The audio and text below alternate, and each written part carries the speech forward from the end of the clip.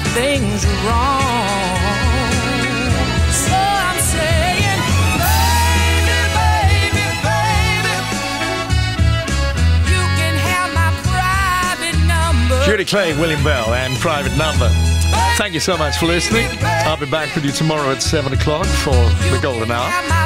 In a moment, Dermot O'Leary from me, Tony Blackburn. Have a lovely day, won't you? This is Radio 2.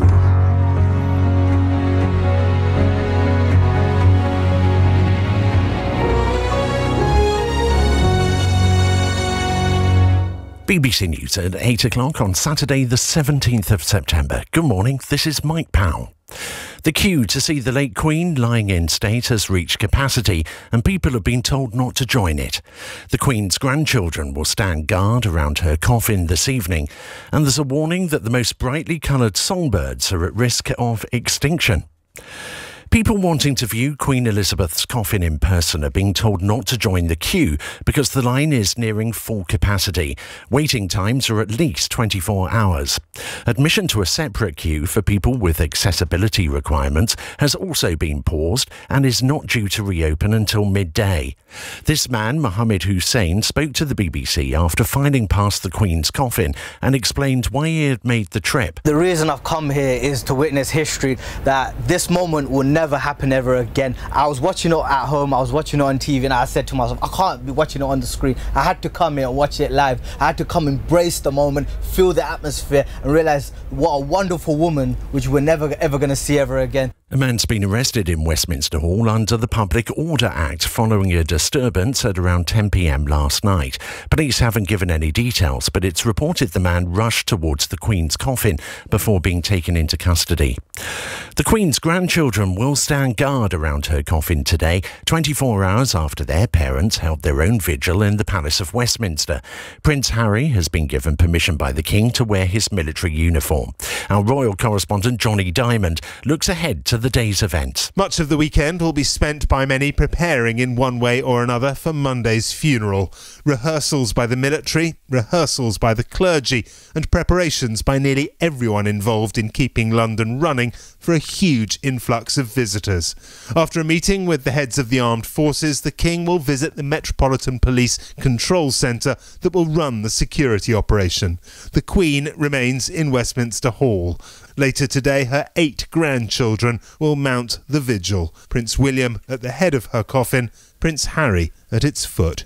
Almost 2,000 people are estimated to have died in the UK after being given blood transfusions contaminated with hepatitis C between 1970 and 1991.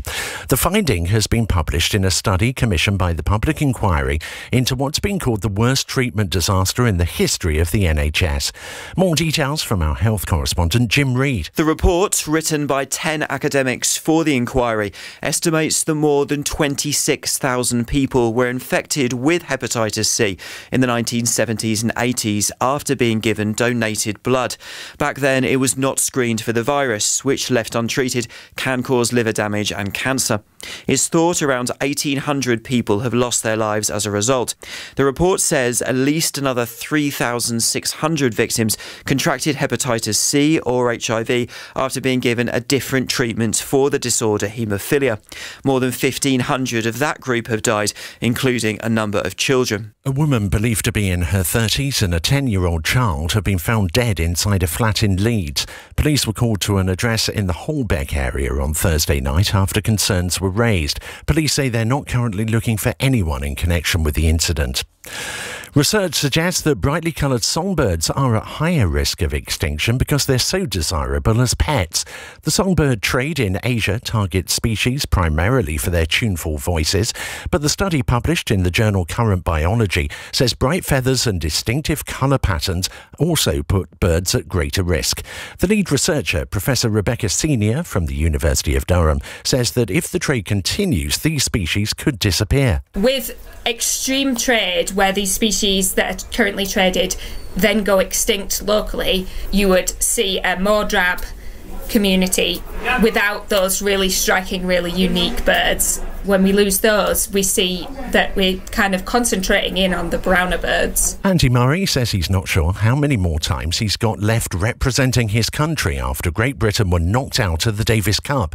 Along with Joe Salisbury, Murray lost the deciding doubles match of their penultimate group tie against the Netherlands, who won 2-1 in Glasgow. It just sucks because these matches have come down to a few points and they've not gone our way, and you know, I've been fortunate to play a lot of these matches over the years and, you know, come through them, and it hasn't happened this time round, and I feel sad about that. The weather, a settled and sunny day, turning cloudier in northern Scotland with a few scattered showers in the far north, a few showers in East Anglia at times with some strong wind, and temperatures reaching 17 Celsius in London and Cardiff, 14 in Belfast and Edinburgh.